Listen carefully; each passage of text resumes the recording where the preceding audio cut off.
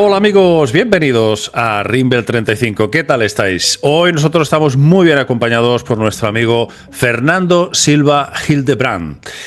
Este señor que tengo aquí a mi lado y que, por supuesto, lleva un canal de YouTube de ufología que no os podéis perder. De verdad, os lo recomiendo. La Señal. La Señal, Ciencia y Misterios. Es un canal enteramente dedicado a los UFOs, pero a un nivel muy profesional. Desde aquí, de verdad, amigo, que por cierto Fernando es argentino, una gran felicitación por mi parte, porque es increíble la tarea que estás haciendo, y además que lo haces con estilo, con técnica, y está muy bien, muy recomendable para todos los que querráis seguir cada paso de este momento histórico que estamos viviendo. Bienvenido, Fernando. Pero David, muchas gracias por la invitación. La verdad es que es un placer poder estar al fin en tu canal, años siguiéndote y poder charlar con vos. Es una tremenda alegría. Así que muchas gracias por la invitación y gracias por esas palabras de mi humilde canal, que bueno, tratamos de todas las semanas traer un poco de información, como haces vos también, que yo les recomiendo a mis seguidores siempre que te vean y que analicemos juntos lo que está sucediendo. Así que gracias por eso. No, pues el honor es mío y te invitamos porque realmente te lo mereces. Eres un grande. Y bueno, empezamos hoy a hacer un poquito vamos a decir, contar un poco el estado actual del tema OVNI, porque mucha gente parece que no es consciente, ¿verdad? Bueno, esta semana justamente lo compartí con la familia señalera y con algunos amigos, el tema de lo extraño que parece contar que de pronto a Donald Trump lo han informado sobre grises, sobre híbridos, sobre nórdicos, y contarlo con toda la seguridad de que han autorizado a un diputado del mismo signo político de Trump a contar esta historia, que está David Grush, el ex subdirector de la Agencia Geoespacial de Inteligencia, detrás de ese informe. Y claro, es algo impensado hace un año atrás, no hace tanto tiempo. Nadie con un poco de lógica podría haber imaginado que a un presidente de los Estados Unidos se le iba a dar un briefing, un informe sobre esto, y que de hecho lo iban a informar otra vez hace una semana y media, dos atrás más o menos, y que esté considerando en este momento, porque esto ya lo tengo directamente de la fuente, que esté considerando en este momento hacer un anuncio público sobre el tema. De ahí a que lo vaya a hacer o no, es otra cuestión, pero por lo menos lo está analizando y mandó a hacer un estudio político de si le conviene o no le conviene hablar de la cuestión. Claro, valorando los pros y los contras que tendría un anuncio de este tipo y teniendo en cuenta que tiene todo su entorno político, desde Ana Paulina Luna, Tim Burchett, Eric Burlison, toda esta gente, todo este séquito, que deben de estar pues con ganas de decir, bueno, vamos a ver, aquí hay alguien que está a las espaldas del Congreso, pues poniéndose las barbas de oro con tecnología alienígena, y nosotros estamos aquí empanados, perdidos, sin entender quién es el que está por encima de todo esto. Lógicamente es que es el Pentágono. Todos sabemos que quienes tienen esa supremacía, ese derecho, que es totalmente inconstitucional, son altos comandantes del ejército, ¿verdad, Fernando? Sí, bueno, lo que tenemos que entender acá es una cuestión que se separa entre los funcionarios de carrera y los que están de turno en el gobierno elegido por el pueblo. Hay una distinción ahí que creo que la marca muy bien Robert Bigelow, que fue parte, como bien sabes, ¿no? de varios proyectos como el NEEDS, el original rancho Skinwalker, su Bigelow Aerospace, con el que estuvo trabajando con la NASA para la Estación Espacial Internacional con estos módulos inflables, pero también con el que trató de adquirir a Lockheed Martin, y ahora ya conocemos hasta el camino administrativo de cómo trató de adquirir a Lockheed Martin restos de un objeto volador no identificado recuperado en algún lugar del planeta. Bueno, este hombre que es cofundador del proyecto también Kona Blue, junto con Hal Purov, otro que tiene una historia muy larga en toda esta cuestión. Y con la CIA. Y con la CIA, contaba justamente cómo la CIA decide quién tiene acceso al material y quién tiene acceso a la información. Y acá es donde está esta idea del need to know, que le dicen ellos, la necesidad de saber. ¿Qué necesidad tenés vos de saber qué tenemos nosotros y qué es lo que vos podés aportar desde tu lugar para que te contemos de qué se trata. Esta es una cuestión fundamental. Y esto lo deciden funcionarios de carrera, porque como hablé alguna vez con el querido Javier Sierra, esto es una cuestión de Estado en los Estados Unidos, valga la redundancia allí.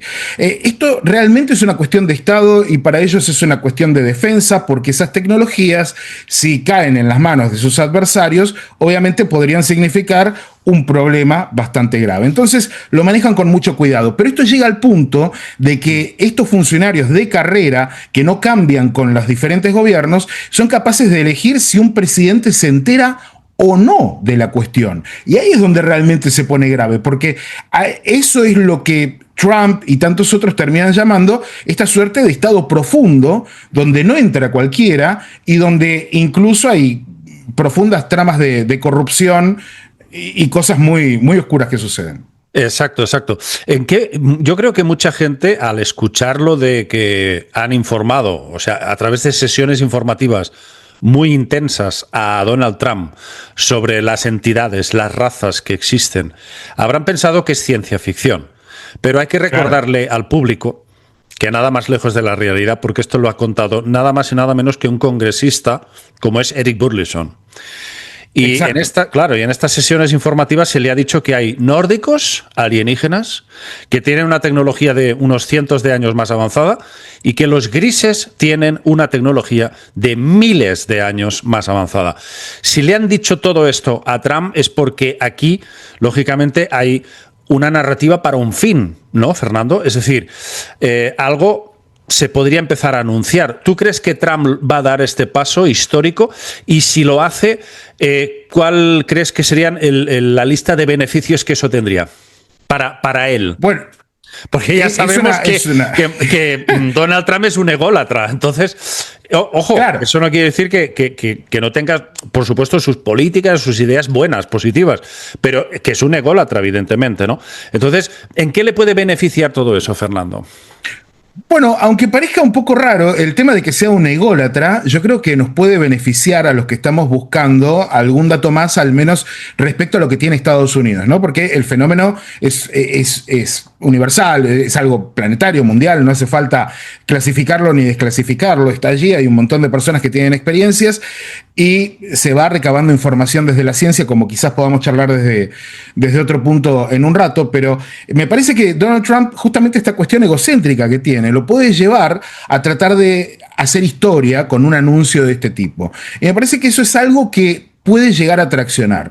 Hasta donde yo sé, esto es a través de un mexicano amigo, Jesús Alberto Tlaxcalteco, espero haber pronunciado bien el apellido, que ha trabajado durante muchos años en la Cámara de Diputados de México y que tiene conexiones directas con Ana Paulina Luna, con Tim Burchett, con Burlison. Wow.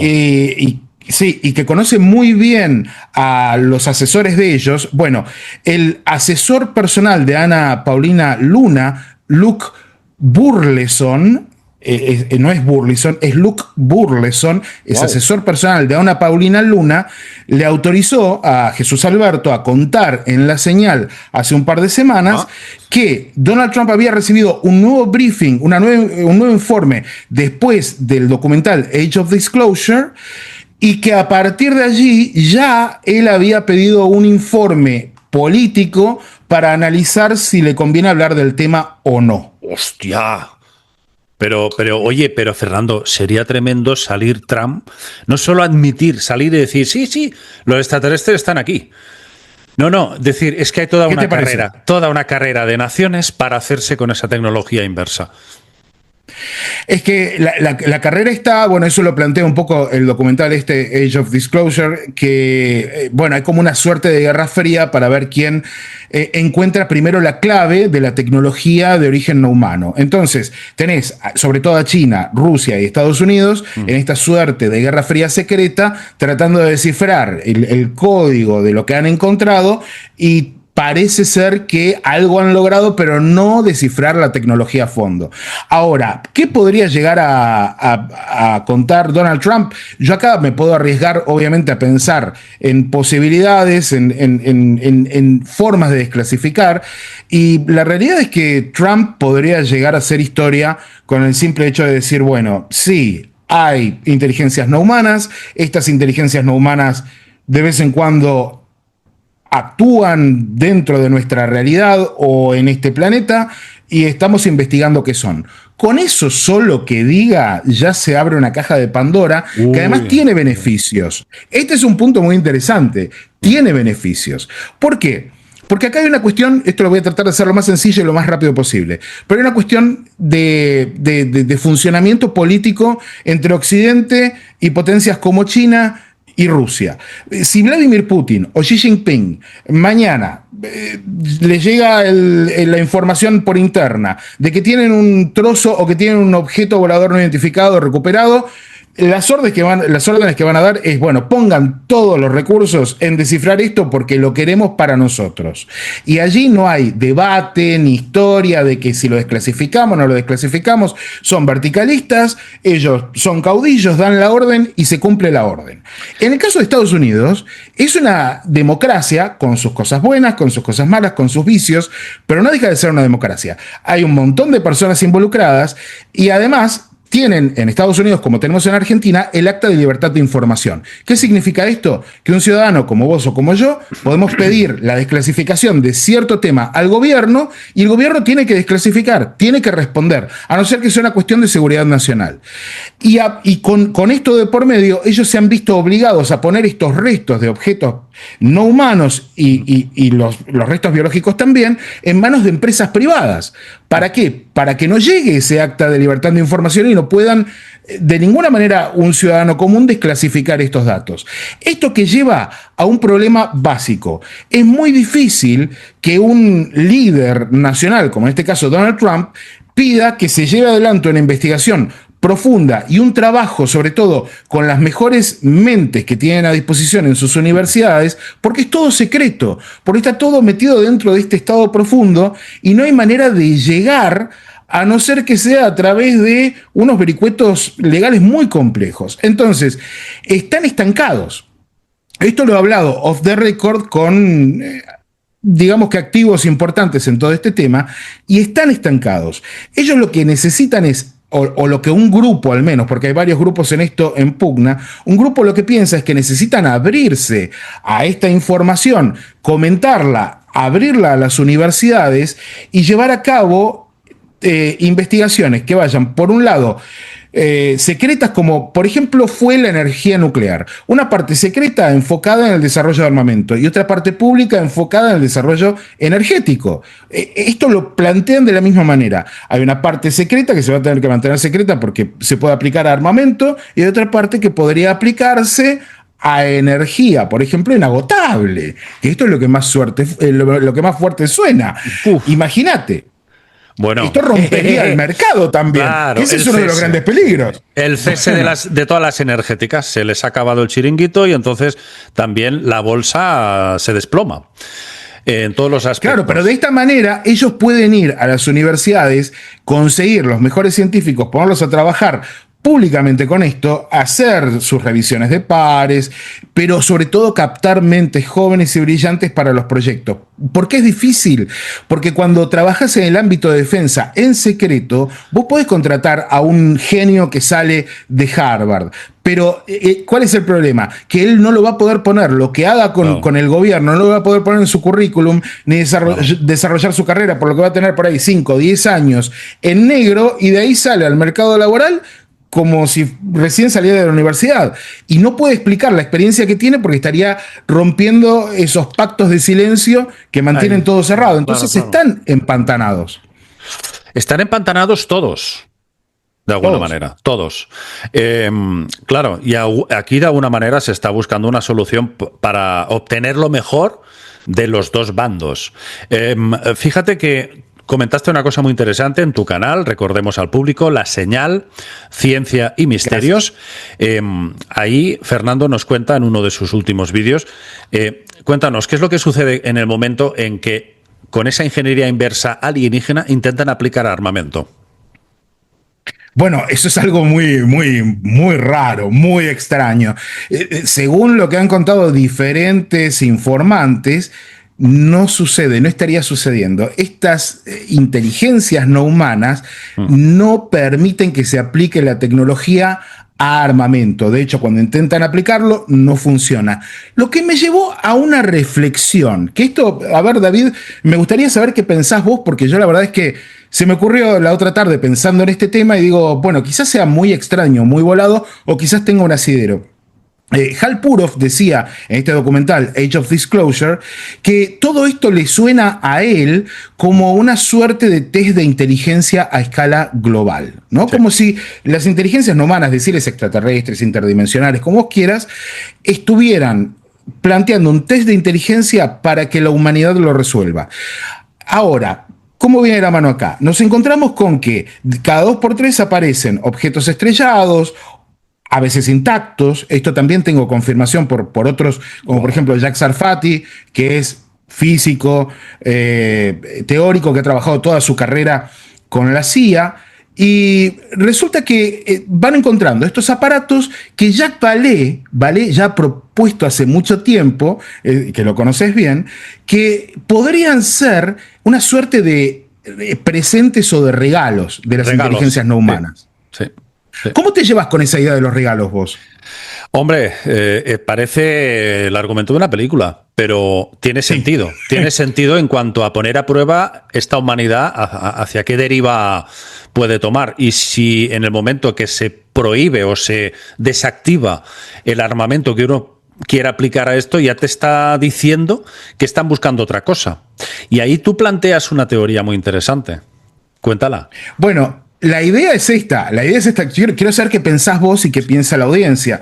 Porque si de pronto China, Rusia y Estados Unidos tienen trozos de tecnología extraterrestre, no humana, interdimensional, como le quieras llamar, y no pueden resolver qué es lo que tienen entre manos y siguen tratando cada cual por su lado de resolverlo para generar armamento, quizás el test de inteligencia consista en que tengan que superar sus diferencias, reunirse y tratar todos juntos de resolver y mostrarse que tienen como una suerte de rompecabezas, dando forma a algo que como civilización nos haga avanzar, no como un tipo de armamento que nos pueda destruir. Es algo que se me ocurrió como una volada bárbara, pero ¿qué te parece a vos esa idea? No, a mí me parece súper inteligente esta teoría, es muy interesante porque... Pero fíjate, esto sería, bueno, yo supongamos que soy el que lleva la élite, ¿no? Y tengo este proyecto de intentar decodificar esta tecnología y necesito invertirla para poder fabricarla desde cero, ¿no? Desde el microchip o lo que sea, exacto, o no sé si tornillo, porque no sé si esta gente trabaja con tornillos. En cualquier caso, de algún modo, pues falta la piedra roseta. Y esa piedra roseta... claro, ellos deben de pensar, me imagino. Vale, muy bien. Quizás necesitaríamos ser un poquito más flexibles y mostrar todo esto al mundo para que todos podamos ser capaces de codificarlo. Pero esto sería a un precio. Y es que luego quizás perderíamos la aplicación que nosotros queremos darle a este prototipo. Y quizás esa pugna entre lo que quieren unos y los que podrían ofrecer otros es lo que nunca termina de cuajar, ¿verdad, Fernando? Correcto. Bueno, vos sabés que, mira, por ejemplo, si lo escuchás hablar a Bigelow, a Robert Bigelow, respecto a los elementos que se tienen, tanto por charlas públicas que ha dado como por información que me llega por mis fuentes, lo que él cuenta es que tienen algo que no saben exactamente lo que es. Tienen algo que se parece, suponete, a un móvil, ¿no? Pero en realidad no saben si tienen el móvil o tienen la funda que cubre el móvil, wow, porque no pueden hacerla funcionar, o tienen algún componente de la cámara, pero saben que lo tienen, está ahí, pero no terminan de encontrarle la clave. Entonces ahí viene esta pregunta, ¿qué pasa si el test de inteligencia es justamente la colaboración, el superar las diferencias y a partir de ahí dar un paso hacia adelante como civilización? ¿Cómo? De la mano de esta tecnología que se abriría para Rusia, Estados Unidos, China, grandes potencias unidas y ya concientizadas de que esto no es tecnología para la guerra, sino en beneficio de todo el planeta, de toda la humanidad. Claro, súper interesante, pero muy oye, naif, quizás, muy bonito. Pero sí, bueno. pero Fernando, ¿cómo justifican luego todas las cabezas que han rodado? No hay manera. No hay manera de justificarlo. Claro. Por eso es tan difícil, por eso quizás estoy soñando con algo demasiado bonito. Ahora, hay una serie de datos que me hacen pensar quizás de esa manera, porque dentro de estas historias de la tecnología alienígena, si querés, por lo extraño, por lo foráneo, tecnología foránea, no dejando que se convierta en armas, justamente entrevistando a Sarfati, para los que no lo conocen, Jack Sarfati es una figura muy interesante. Es literalmente un genio loco, es una persona que tiene doctorados de todo tipo en física, es un físico teórico muy hábil, muy capaz, que propone la postmecánica cuántica y a partir de allí el viaje en el tiempo y el espacio. Tiene una serie de patentes y unos desarrollos increíbles que incluso hoy en día se están tratando de llevar adelante y ha trabajado desde los años 70 con la Agencia Central de Inteligencia. Y él lo dice con total desparpajo, porque a mí se me ocurre que es un poco inimputable. Les sirve tener a Sarfati y sus experimentos locos, que obviamente no habla de cuáles son sus experimentos locos, pero sí puede contar algunas cosas. De hecho, te doy un dato muy extraño. El famoso Doc de Volver al Futuro, el Doc Brown, está basado en Sarfati. Oh, ¡qué bueno! Desarrollaron el personaje. Sí, es un personaje bárbaro, Sarfati. Y tenemos muy buena onda. De hecho, mientras estábamos hablando, me llegó la respuesta a un correo que le había enviado. Que mira, para que vean que no estoy mintiendo, ahí está. Sí, no, el público tiene que saber que Fernando es alguien que realmente va a fondo, conoce a estas figuras de primera fila, primerísima fila, los ha entrevistado en su canal y bueno, estás, vamos a decir, en otro nivel. En el que, lógicamente, sí, y tanto que sí, porque esto es ir a la fuente directa y de ahí poder extraer un poco, pues, lo más fresco posible esos datos, ¿no? Con lo cual, es fantástico. Gracias, amigo. Además, entrevistaste, si no recuerdo mal, a Daniel Sheehan, el famoso abogado. Sí, bueno, ahí yo públicamente me comprometo a que tenemos que entrevistarlos juntos porque te debo eso hace ya mucho tiempo. Tengo que cumplir, discúlpame, se me había borrado hasta este momento. No pasa nada, Fernando, pero que sería fantástico, ¿eh? Sería, vamos, los dos. Hagámoslo. Tú que hablas un inglés perfecto.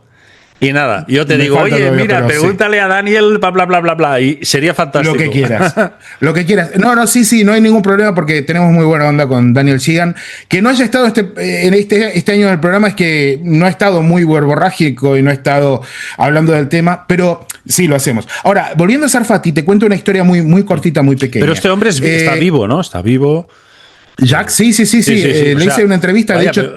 Es todo un mito, ¿no? Tiene 83 años. Wow. Pero está mejor que vos y que yo. Es increíble. Jack es impresionante. Impresionante. Bueno, vos es que le hice una entrevista que todavía no salió, que va a salir, si sale todavía en la semana que viene o para fin de año, en la que hablamos justamente de la recuperación de los objetos no identificados de la tecnología no humana y de cómo se activa. Ojo con esto. Ya. ¿Por qué? Porque uno de sus colegas de la CIA le contó la historia de cómo lograron acceder a un objeto volador no identificado. ¿A qué viene todo esto? Yo le hago una pregunta porque en el podcast de George Knapp y de Jeremy Corbell, ¿te acordás que salió James Latatsky, que era el director Lakatsky, sí. Correcto. De la AARO, bueno, que dice que estuvieron tratando de entrar a un ovni que estaba intacto. ¿Te acordás? Y que era enorme. O sea, por fuera se veía de un tamaño de X metros, pero cuando entrabas aquello parecía un portaaviones, vamos, una cosa... Correcto, o sea, esa diferencia, esa distorsión espacio-tiempo de que por afuera parece una cosa y por adentro es otra y es mucho más grande, que es increíble. Ahora, lo que me contaba, que yo todavía le hago una pregunta a Sarfati respecto a este tema, y él no sabía lo que había contado Lakatsky. Entonces, después le aclaro y cierra incluso más la historia. ¿Cómo viene la cuestión? Resulta que un agente de inteligencia, tras intentar muchas veces ingresar a este objeto que estaba intacto, que lo tenían ahí cerrado, que no sabían qué hacer con él, intenta un acercamiento diferente, preguntándose cómo podían hacer para ingresar al objeto sin romperlo, sin dañarlo. Habían tratado de entrar haciendo agujeros, poniendo explosivos, habían tratado de todas las maneras posibles y era impenetrable. El objeto, cuando esta persona se acerca con otra intención, tratando de entender qué sucedía allí, el objeto se abre frente a esta persona en particular. Yes. Y me dice Sarfati, este es una persona muy particular de las fuerzas de inteligencia y defensa, porque es un tipo bastante espiritual. Entonces, ahí vemos una conexión que es lo que a él le habían encargado a Sarfati durante muchos años que encuentre la respuesta. Le habían hecho dos preguntas desde la CIA. Una, ¿cómo funcionan los ovnis? Y la otra, ¿qué es la conciencia? Y él, trabajando desde la postmecánica cuántica, se encuentra con que el vuelo de los ovnis y la conciencia están directamente relacionados. Él lo ve 100% claro, pero le queda más claro cuando le cuenta esto su amigo, que le dice, cuando me acerco con otra intención, el objeto se abrió ante mí y me empezó a hablar. El objeto contaba con una inteligencia artificial consciente que, ahí da más detalles, me cuenta, les permite o les habría permitido en su momento ingresar al objeto, incluso volarlo, sacarlos a dar una vuelta, pero no más que eso. Cuando intentaban avanzar en el sentido de generar armamento con la tecnología que estaban viendo, el objeto se cerraba otra vez o impedía que accedieran a los circuitos o a la parte que necesitaban para llegar a eso. De ahí sale toda esta historia. Y yo tengo varias fuentes de todo esto. Incluso Sarfati me envió algunos de los correos que comparte con este amigo, tachando el nombre, claro, dándome todos los datos. Esto lo voy a sacar cuando saque la entrevista, pero es muy, muy interesante porque ya hay varias fuentes, incluso una autorizada por el fiscal general de inteligencia de la Nación de los Estados Unidos, que es la de Lakatsky. Lo que cuenta Lakatsky está autorizado por el fiscal y le permiten escribirlo en el libro y narrar esta historia de que tenían allí un objeto que quería entrar y no sabían cómo. Bueno, eventualmente entraron y se encontraron con que el objeto estaba consciente. Y bueno, eso ya nos podría llevar a otras historias mucho más rocambolescas, pero que están allí. Pero es tremendo, o sea, un ser vivo, pero no se sabe si está a medio camino entre una conciencia pura o una inteligencia artificial. Exactamente, lo que charlábamos con Sarfati es que él no encuentra una diferencia entre una inteligencia artificial muy avanzada, una conciencia pura y la conciencia que podemos llegar a tener nosotros, que para él en el campo postcuántico es todo lo mismo, es inteligencia, es conciencia, sí, y se puede manifestar a través de diferentes vías. Te voy a contar una anécdota muy breve, pero creo que va a ser interesante para ti y para el público. Hace como más de 20 años, mucho más, 25 años más o menos. Bueno, yo investigué el caso de un señor que era parapléjico, iba en silla de ruedas. No me importa decir el nombre porque, bueno, han pasado muchos años. Este señor, pues bueno, quiso hacer público su caso, pero nadie le prestaba atención.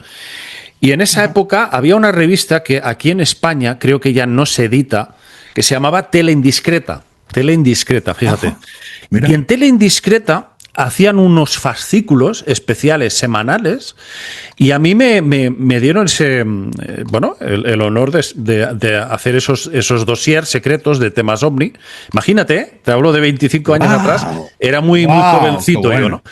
Y presenté como uno de los casos estrella al caso de José Moreno, este señor parapléjico. Fíjate que lo que contaba es exactamente lo que tú mismo acabas de decir ahora. Y es un caso en el que este hombre no conocía el inglés, no tenía acceso a ningún tipo de fuente de aquella época, si es que poca cosa se hablaba de esto.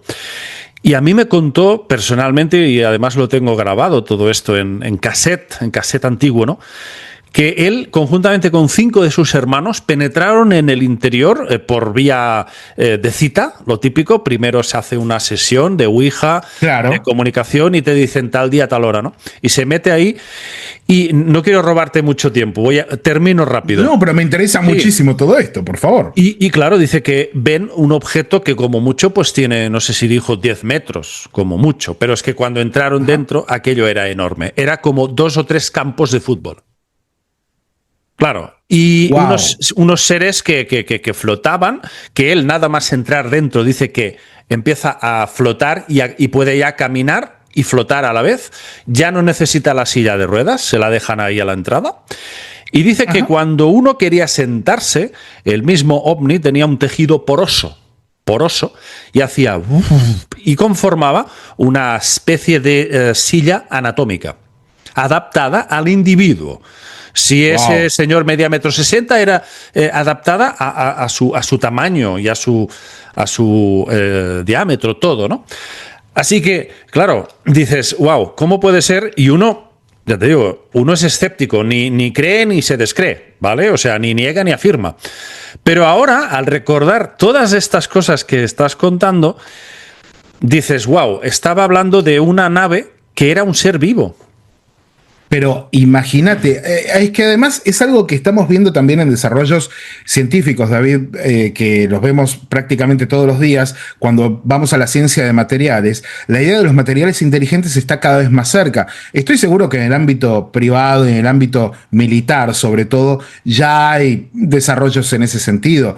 Pero esta cuestión de los materiales que se autorreparan, de los materiales que cambian de propiedad dependiendo el contexto. Por ejemplo, algo que me explicaba otra vez Sarfati respecto a este objeto y cómo lograba viajar en el espacio-tiempo y generar un gran campo gravitatorio alrededor sin la necesidad de recurrir a mucha energía, es que el material del que estaba compuesto el objeto era capaz de reconfigurarse a nivel atómico para generar este cambio. Entonces, él me lo explicaba a través de una idea de un vórtice de electrones. Bueno, es algo bastante difícil de explicar, sí. Sobre todo porque yo no he desarrollado esa teoría, pero me decía, es muy lógico desde el punto de vista de la física cuántica.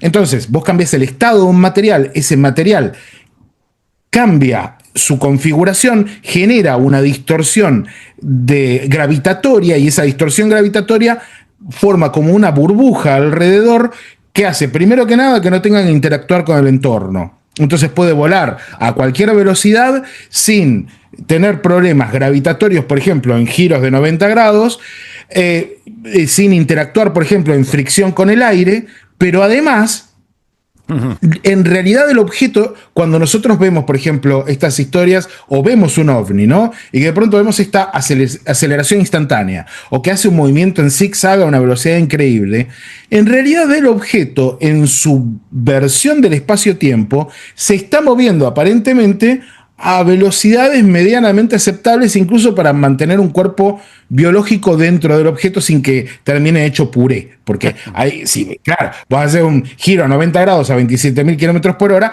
te encontrás con una papilla si tenés adentro a un ser biológico. Pero la distorsión espacio-tiempo hace que nosotros lo veamos como que está haciendo maniobras imposibles. Sin embargo, en su burbuja de realidad espacio-temporal, estaría operando de otra manera. Esto es muy interesante porque en la teoría, no en la práctica, es posible. en la teoría. Yo un poco de física estudié, medianamente algo caso, no te voy a decir que entiendo mucho, pero algo me acuerdo, y esto en la teoría, cuando vos hablas con físicos teóricos, sobre todo físicos del plasma, te dicen, sí, esto es posible en teoría, lo que nos falta es la fuente energética. Ahora, si la fuente energética se resuelve con una reconfiguración a nivel atómico, nos encontramos con que ahí está sucediendo algo. Y de hecho tenemos, que esto es lo mejor de todo, y le quiero contar a tu audiencia muy cortito, pero tenemos algunos datos físicos de esa configuración atómica, reales en materiales recuperados de incidentes acá en Sudamérica, como el famoso caso de las piezas de Ubatuba. En los años 50, en Brasil, en la playa de Ubatuba, unos pescadores, una gran cantidad de pescadores, ven un objeto que se acerca a gran velocidad, hace un movimiento extraño en el cielo y de pronto explota y salen pedazos para todas partes. Sí. Esos trozos son recogidos por un montón de gente que estaba allí y llega una de esas piezas bastante grande al Museo del OVNI de Andrea y Silvia Pérez Simondini, que hacen un trabajo alucinante acá en Argentina, y queda allí, se los regalan para que lo muestren el trozo de Ubatuba en el museo, y queda allí, ¿no? Como un trozo más de una curiosidad OVNI. Sí. Resulta que una de las veces que viene Jacques Vallée a Argentina, Andrea y Silvia le regalan un trozo, hacen un corte específico, le regalan un trozo para que Vallée pueda analizar el material. Este material, como Jacques Vallée es muy amigo del doctor Gary Nolan de Stanford, que es el fundador de la Fundación Sol, sí, termina en Drone Labs en manos de Gary Nolan. Yo le preguntaba a Gary Nolan por esta pieza y me decía, ya vamos a presentar el informe, y lo presentaron. ¿Qué es lo más extraño de la pieza de Ubatuba, junto con otras que han recogido en otros lugares del planeta? Que parece estar diseñada a nivel atómico, otra vez. Años 50 del siglo pasado. Una pieza con materiales de una pureza extrema y que están delineados en capas que a nivel atómico, hoy por hoy es todavía tremendamente difícil poder conseguir un material, una aleación de ese tipo y capas una sobre la otra de tal pureza, con un diseño a nivel atómico. ¿Me entiendes? O sea, es algo realmente curioso, pero que otra vez suma a la idea de que estos aparatos que podrían estar conscientes y que podrían ser una suerte de máquinas vivientes, además están compuestos de materiales inteligentes que se modifican o que se reconfiguran a nivel atómico para tener las propiedades que demuestran, ¿no? Lo que es muy loco, muy loco. Pero fíjate que esto coincide con lo que le pasó a Jake Barber, el famoso expiloto, que tiene un proyecto, claro. Recuérdame cómo se llama, que no me acuerdo ahora. Skywatcher, exacto. Jake Barber dijo que se puso a llorar y todo porque se emocionaba cuando lo contaba, que cuando estaba llevando esa especie de objeto en forma de huevo, estaba sintiendo como que le hablaba y le llegaba una ondanada de energía muy armoniosa, muy bonita, como si fuese un ser vivo. Claro. Y eso es muy fuerte, ¿no? Y no sé, a mí no me da la sensación de que eso pueda ser inventado así como así. No, sobre todo porque si vos me dijeras que es nada más que Jake Barber el que cuenta algo por el estilo o que ha tenido una experiencia trascendental al estar cerca del fenómeno, pero vos te encontrás con que esto sucede en todas partes, en muchísimos lugares del planeta. Acá en Sudamérica, en Argentina, en Chile, en Perú, en Uruguay, en Colombia, tenemos en Venezuela, tenemos casos, Brasil ni hablar, en la selva amazónica, muchísimos casos de personas que interactúan con el fenómeno y de pronto, primero que nada, les cambia la vida de la noche a la mañana de maneras impensables. El fenómeno les rompe la realidad, literalmente. Sí, por sobre todo, hay una comunicación que es casi como una cuestión de metadatos que no siempre quedan claros, pero que el experimentador termina a veces asimilando con el tiempo y a veces experimentando ahí en el mismo momento con una suerte de charla con el objeto o con la luz que se les ha presentado, ¿no? Entonces, incluso hay trabajos, como te digo, te decía antes de esto, hay trabajos antropológicos sobre el tema muy interesantes. Yo te quería preguntar, que son realmente increíbles. Claro, yo te quería preguntar cuál es tu opinión sobre personajes que solo ven la parte oscura, negativa, como Corrado Malanga, que lleva tantos años con el tema de las abducciones. Y claro, yo veo que hay muchos casos, muchos, que no coinciden con lo que habla el profesor Malanga. Es decir, a ver, si tú recordarás un coronel muy importante, también norteamericano, que contó que se le echó encima y lo saqué en mi canal, pero se me ha ido el nombre. Probablemente tú te acordarás. Bueno, un señor así ya mayor, que hablaba bien serio, bien con propiedad, Sí. que lo habían abducido los seres tipo mantis, tipo insectoides. Jim Semivan me parece que es ese. ¿Cómo? Jim Semivan. Ex agente de la CIA, coronel retirado, uno pelado, me parece que era este. No. Creo que era Semivan, ¿no? Me parece que no. Semivan tiene. Bueno, Semivan claro, tiene también una experiencia con las mantis. Sí. Sí, pero es que no encaja nada, ni lo que les dicen, ni absolutamente nada con lo que habla Corrado Malanga. Entonces yo te quería preguntar si tú también te encuentras con esta disyuntiva, es decir, con las dudas de que quizás Malanga, bueno, hay una parte de su gestión por su parte, porque a mí no me encaja Malanga. Bueno, no sé. Somos dos. Yo no quiero que tu audiencia me odie ni que Corrado Malanga se lo tome mal tampoco. Pero realmente a mí me parece, primero que nada, que es un terreno muy delicado porque incluye la salud mental. Yo en este sentido soy bastante, ahí sí tengo como un límite, ¿no? Cuando hablamos de abducciones y hablamos de experiencias extraordinarias del tercer, cuarto tipo, que a veces no son abducciones, a veces son interacciones, invitaciones incluso, me parece que ahí hay una línea que no se puede cruzar, que es que si uno va a tratar de lograr que el testigo tenga un recuerdo extra de lo que ya ha vivido y de lo que le ha quedado a través de una regresión hipnótica, en realidad hoy por hoy se le dice más que nada una relajación para tratar de recordar mejor, porque la regresión sofronización, ¿verdad? Exacto, porque la regresión hipnótica tiende a que la persona por ahí se invente una historia para tratar de... Entonces, inconscientemente digo esto, ¿no? No conscientemente. Entonces, es muy compleja la regresión hipnótica. Entonces, para mí siempre tiene que haber un profesional de la salud mental involucrado en esto. Malanga no lo es. Como yo. Es profesional. Sí. Claro, Malanga es profesional, pero en otro campo. Él creo que es bioquímico. La química, además de la Universidad de Pisa, muy bien. Pero claro, no es su campo y él utiliza mucho el PNL, la programación neurolingüística. Claro, lo que yo veo creo es que tiene muy buenas intenciones, sí, pero quizás no tenga el encuadre correcto. No digo que tenga malas intenciones para nada, pero esta cuestión que vos decías, por ejemplo, de las experiencias negativas, sí hay experiencias que son negativas. Claro, pero claro me parece que depende de otra cosa.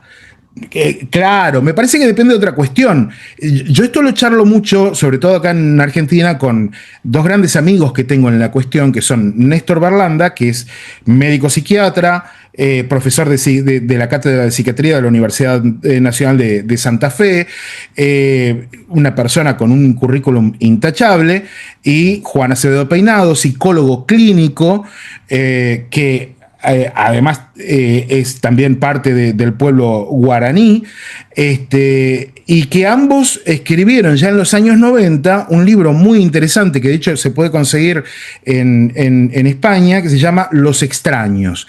Es el primer libro escrito en castellano sobre el fenómeno de las abducciones por dos académicos de la salud mental, por dos profesionales de la salud mental.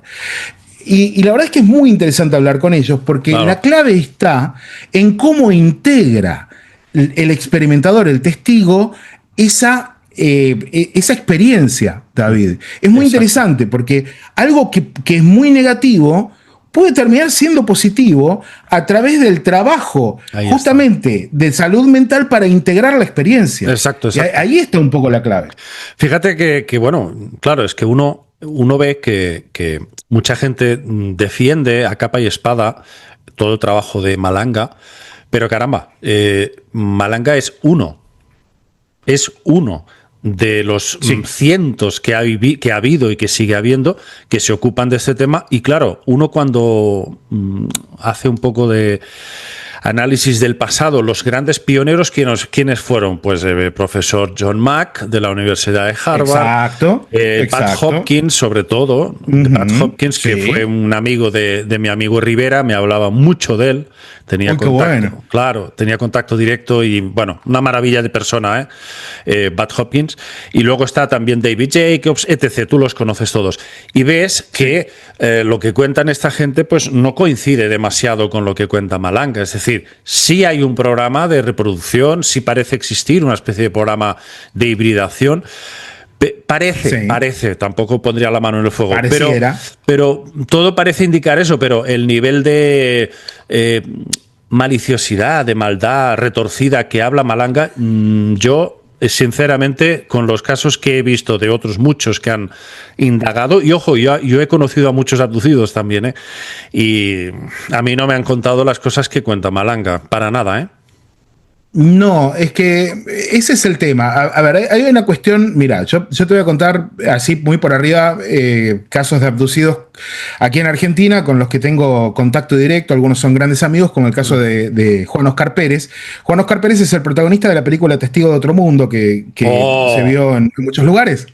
Fantástico. El gaucho abducido, ¿no? Hostia, sí. Bueno, este caso es muy interesante, que también lo estudió Valé, que estuvo acá 2 veces por él.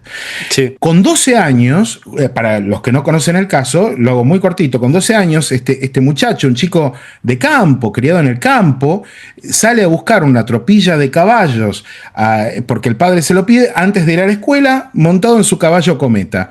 Y se encuentra tras la niebla con lo que él pensaba que era una casilla, la casilla le decimos acá en los campos a esa suerte de furgoneta donde paran los peones, las personas que van a trabajar, a hacer un trabajo específico y se quedan allí 3-4 días, comen, duermen, tienen todo preparado para estar allí. Es como una especie de motorhome, pero enfocado en la actividad rural. Bueno, él piensa que es una casilla de unos peones que iban a estar en esos días, se acerca y allí se encuentra con un ser como de 2 metros de altura, con una escafandra, conectado con una manguera, ¿no? al objeto, otro más chiquito que cortaba huesos y carne adentro, toda una situación tremendamente extraña. La experiencia de él, a él no lo deja marcado en el sentido negativo. Lo que más y esto lo puedo hablar con él varios años después, lo que más le hace mal es el escarnio público, cómo la gente lo hacía aparte, sus amigos, sus familiares incluso, por contar lo que le había pasado. Y vos sabés que cuando lo conozco a Juan Pérez, justamente se estaba filmando la película Testigo de Otro Mundo. ¿Lo conociste? Ahí lo conocí yo, que ahora nos hicimos grandes amigos con Juan, de hecho charlamos cada 2 por 3, y estuve con él este año y ahora vamos a ver si en el próximo mes voy a visitarlo a la casa y filmamos algo juntos, pero compartimos una cena con Jacques Vallée y con Juan Pérez, ¿no? En Entre Ríos. Una locura de cena. Qué bonito, hostia. Muy bonito, muy bonito. La verdad es que es una locura. Además se ve una persona, este testimonio, tan majo, con un corazón tan grande. Una persona muy, muy humilde, una persona tremendamente humilde, que no le interesa, no quiere ganar absolutamente nada con esto. Cuando lo conocí a Juan, mide como yo, 1,84 m, 1,85 m, ¿no? Son personas grandes, grandotas. Ensimismado, cabizbajo, te hablaba, te miraba a los ojos, pero automáticamente otra vez miraba hacia abajo. Como decimos acá en Argentina, casi apichonado, ¿no? Como que se sentía mal con él mismo. Recién ahí comenzaba él a hacer su trabajo con el doctor Néstor Berlanda. Néstor Berlanda, como te digo, con Juan Acevedo Peinado, han hecho un trabajo con testigos de este tipo durante mucho tiempo y recién comenzaba allí la andada de experiencias también con Néstor Berlanda, tratando de recuperar recuerdos, de integrar la experiencia. Bueno, ya prácticamente, 7, 8 años después de todo esto, mucho tiempo trabajando con Berlanda, hoy Juan Pérez tiene la experiencia completamente integrada en su vida y ya no tiene de qué avergonzarse ni tiene ningún pelo en la lengua para hablar de la cuestión. Claro. No solamente tuvo esa experiencia a los 12 años. Vos fíjate cómo sería que se le acercaban las luces a Juan Pérez, que él me contó esa noche que lo conozco, que los compañeros de trabajo de él, peones en los campos, lo hacían dormir afuera de la casa, abajo de un árbol, en una bolsa de dormir, porque tenían miedo que las luces se acerquen a la casa y se metan adentro. ¡Hostia! Madre mía. Imagínate cómo era de fuerte. Entonces, claro, él estaba bastante perturbado con toda esta cuestión. Bueno, logró integrarlo, ya no le genera ningún tipo de problema y bueno, lo toma como parte de la vida. Pero esto es a través del trabajo con profesionales de la salud mental que lo ayudaron a integrar algo que es real y que forma parte de lo cotidiano ahora para él. Ahí está. Es justo lo que llevo años diciendo sobre este tema que hemos hablado de las abducciones. Como no haya una forma de crear un consenso en que participen especialistas de la salud mental, no vamos a poder verificar qué es esto y qué es lo otro, y qué ha pasado con esta persona o con el otro abducido. Porque lo que no puede ser es dejar esta investigación tan importante como es el fenómeno ovni, las abducciones, en manos de una sola persona. Eso es tan importante. No, es que esa es la cuestión. De hecho, mira, yo te cuento uno de mis sueños, que es lograr establecer alguna suerte de organismo o fundación que preste ayuda psiquiátrica, psicológica a las personas que han tenido experiencias muy cercanas, de primera mano o abducciones. Yo creo que es algo que realmente se puede realizar, que se puede organizar, con el único objetivo de darles una mano y que tengan la contención, porque también hay otra cara, ¿no? Hay otra cara en todo esto. También hay personas que tienen patologías mentales, que piensan que fueron abducidas o que tuvieron una experiencia y que en realidad no están siendo tratadas. Y cualquiera de los dos puntos, tanto el que tuvo una experiencia real como el que tiene una patología, están en riesgo y están desprotegidos. Pues está no están siendo muy considerados. bien, ¿eh? Lo encuentro genial esta propuesta, Fernando, porque ojalá se pueda en algún momento. Claro. Esto es algo que es como un sueño, sí, ¿no? pero muy idílico, pero claro, sería muy lindo. Empatía pura por estas personas que llevan tantos años desamparadas, viviendo fenómenos que no pueden entender. Caso. Perdóname que te interrumpa, sí, es un segundito nada más, pero me vino a la mente, perdóname, estoy como conectadísimo. Pero mira, esto todavía no lo saqué en mi canal, te doy un adelanto. Sí. Hay por ejemplo, el último que entrevisté se llama Sergio Ferraro, es de Santa Fe, es de Rosario, de la provincia de Santa Fe. Es un hombre que tuvo, saliendo a hacer las compras en el barrio, salió con su bolsita al supermercado para hacer las compras. De pronto se encuentra, era el cumpleaños de la mujer, se encuentra con que ve arriba del techo de una casa a la vuelta de su hogar un humanoide subido arriba de lo que era como un plato volador semitransparente y que lo saluda y le sonríe y de pronto recuerda que está dentro de algún lugar, ve de vuelta a este humanoide y tras esto está otra vez en la calle. Bueno, resulta que esta persona a partir de esta experiencia empieza a tener problemas cognitivos y sospechamos de algún tipo de daño. No sabemos si viene por una enfermedad neurodegenerativa o si viene a partir del encuentro. Pero eso es algo que se tiene que investigar. Claro. Y que hay que tratar de encontrar cuál es la clave para poder ofrecerle alguna alternativa, algún tratamiento, alguna solución a esta persona que tiene una consecuencia real. Ahí sí hay una consecuencia negativa. Por más que el fenómeno no le haya dejado a él una experiencia negativa, hay un efecto colateral. Claro, una secuela. Disculpame que te haya interrumpido recién, ¿eh? No, pero genial, es muy interesante, súper interesante. A eso me refería, tiene que haber un consenso, tiene que haber algún tipo de organización. Debemos, nuestra obligación moral debería ser esa, darle apoyo a estas personas que están completamente solas. Yo lo he vivido, estas experiencias. Yo era muy joven cuando empecé a ponerme en contacto con estas personas que vivían estas experiencias, sobre todo de abducción. Uh-huh. Yo he visto a estas personas tumbarse en el sofá llorando, desesperadas, casi tirándose de los pelos, con un ataque de nervios. Y están, ya te digo, es una sensación de desamparo, de incomprensión. En fin, es tremendo. Y, cuando uno vive estas experiencias, ahí se acaba el debate. Ahí se acaba el debate, si existen o no existen. Exacto. Entonces, bueno, es un tema tremendo. Yo me gustaría tenerte más veces aquí, Fernando, y sobre todo el próximo día que nos aceptes la invitación, que nos hablaras sobre el tema de razas alienígenas, que estoy seguro que también es un tema Encantado. y a través claro, a través de tus fuentes y tus investigaciones habrás llegado también a muchas conclusiones sobre el mismo, ¿no? Pero bueno, me ha encantado de tenerte Sí, aquí. claro que sí. Ha sido un poco la presentación para el público de Rimbel 35 que aún no te conozca y que aún no conozca tu canal, La Señal Ciencia y Misterios, altamente recomendable para todos los seguidores de este mundillo que somos muy pocos, pero somos una inmensa minoría. Una inmensa minoría, estoy muy de acuerdo con vos, David. No, gracias por la invitación, gracias por esto, porque la verdad es que es una alegría gigantesca. Realmente tengo la sensación de que tenemos muchos puntos en común y que sobre todo somos mentes inquietas y que, como hablábamos al principio, con el paso de los años, cada vez estamos menos seguros de las cosas y estamos más seguros de que hay que seguir haciéndose preguntas nuevas para encontrar. Sí. Lejos, ¿no? de la idea de que los años te terminan encorsetando en ideas muy fijas y muy fundamentalistas. A mí me da la sensación de que es más bien que te van ablandando los receptores y proponiendo la idea de que, bueno, podemos mirar un poco más allá y preguntarnos cosas nuevas incluso, que antes no entraban en... Y dudando de las que considerabas eran fijas, ¿no? Entonces, bueno, cada vez menos categóricos, como te comentaba al principio. Ahí claro. Está el tema. Abiertos a todo, abiertos a todo.